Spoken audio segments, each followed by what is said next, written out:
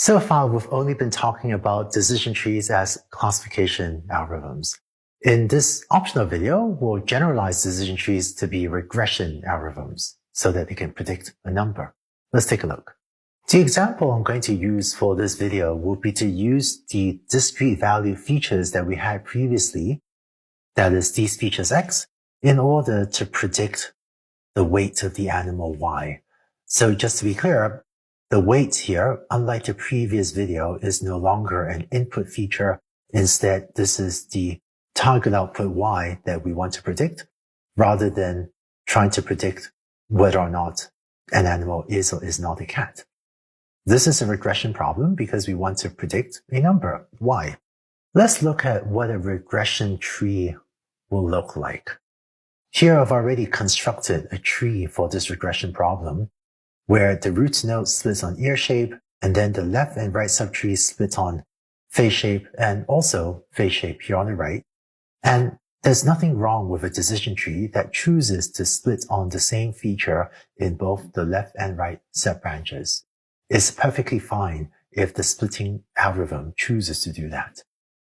If during training you had decided on these splits, then this node down here would have these four animals with weights 7.2, 8.4, 7.6, and 10.2. This node would have this one animal with weight 9.2, and so on for these remaining two nodes.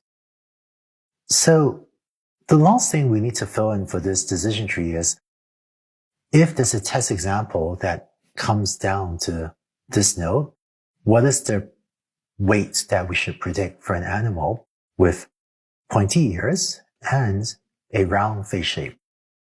The decision tree is going to make a prediction based on taking the average of the weights in the training examples down here, and by averaging these four numbers, it turns out you get 8.35.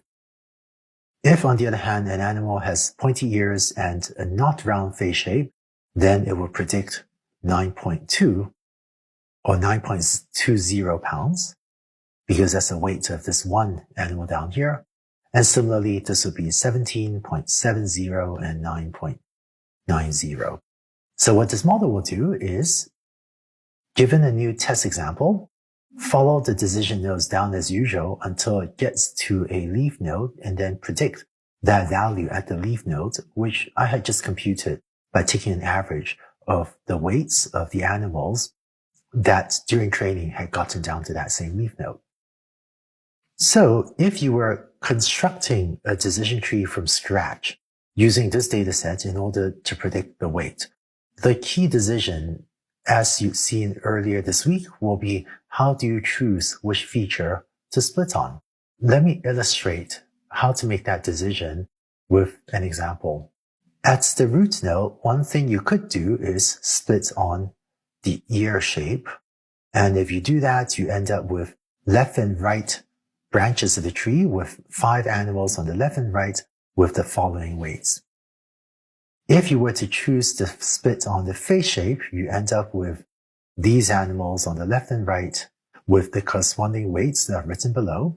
And if you were to choose to split on whiskers being present or absent, you end up with this. So the question is, given these 3 possible features to split on at the root node, which one do you want to pick that gives the best predictions for the weight of the animal? When building a regression tree, rather than trying to reduce entropy, which was that measure of impurity that we had for a classification problem, we instead try to reduce the variance of the weights of the values Y at each of these subsets of the data.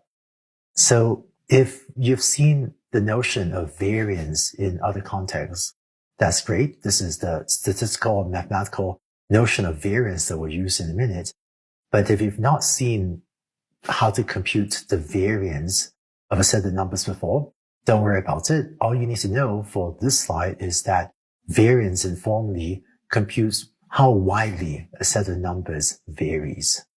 So for this set of numbers, 7.2, 9.2, and so on up to 10.2, it turns out the variance is 1.47, so it doesn't vary that much.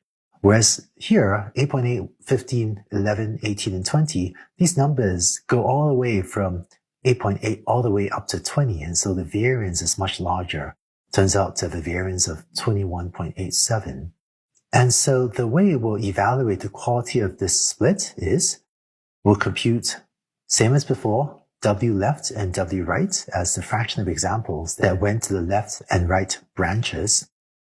And the average variance after the split is going to be 510, which is W left, times 1.47, which is the variance on the left, and then plus 5/10 times the variance on the right, which is 21.87. So this weighted average variance plays a very similar role to the weighted average entropy that we had used when deciding what split to use for a classification problem. And we can then repeat this calculation for the other possible choices of features to split on. Here in the tree in the middle, the variance of these numbers here turns out to be 27.80. The variance here is 1.37. And so with W left equals 7/10 and W right is 3/10. And so with these values, you can compute the weighted variance as follows. Finally, for the last example, if you were to split on the whiskers feature, this is the variance on the left and right. There's W left and W right. And so the weighted variance is this. A good way to choose a split would be to just choose the value of the weighted variance that is lowest. Similar to when we're computing information gain, I'm going to make just one more modification to this equation. Just as for the classification problem, we didn't just measure the average weighted entropy, we measured the reduction in entropy, and that was information gain. For a regression tree, we'll also similarly measure the reduction in variance. Turns out, if you look at all of the examples in the training set, all 10 examples, and compute the variance of all of them, the variance of all the examples turns out to be 20.51. And that's the same value for the roots node in all of these, of course, because it's the same 10 examples at the roots node. And so what we'll actually compute is the variance of the roots node, which is 20.51, minus this expression down here, which turns out to be equal to 8.84. And so at the roots node, the variance was 20.51, and after splitting on ear shape, the average weighted variance at these two nodes is 8.84 lower. So the reduction in variance is 8.84. And similarly, if you compute the expression for reduction in variance for this example in the middle, it's 20.51 minus this expression that we had before, which turns out to be equal to 0.64. So this is a very small reduction in variance. And for the whiskers feature, you end up with this, which is 6.22. So between all three of these examples, 8.84 gives you the largest reduction in variance. So just as previously we would choose the feature that gives you the largest information gain, for a regression tree, you would choose the feature that gives you the largest reduction in variance, which is why you choose ear shape as the feature to split on. Having chosen the ear shape feature to split on, you now have two subsets of 5 examples in the left and right subbranches. And you would then, again, we say recursively, but you take these 5 examples and build a new decision tree focusing on just these 5 examples. Again, evaluating different options of features to split on and picking the one that gives you the biggest variance reduction. And similarly, on the right, and you keep on splitting until you meet the criteria for not splitting any further. And so that's it. With this technique, you can get your decision tree to not just carry out classification problems, but also regression problems. So far, we've talked about how to train a single decision tree. It turns out if you train a lot of decision trees, we call this an ensemble of decision trees, you can get a much better result.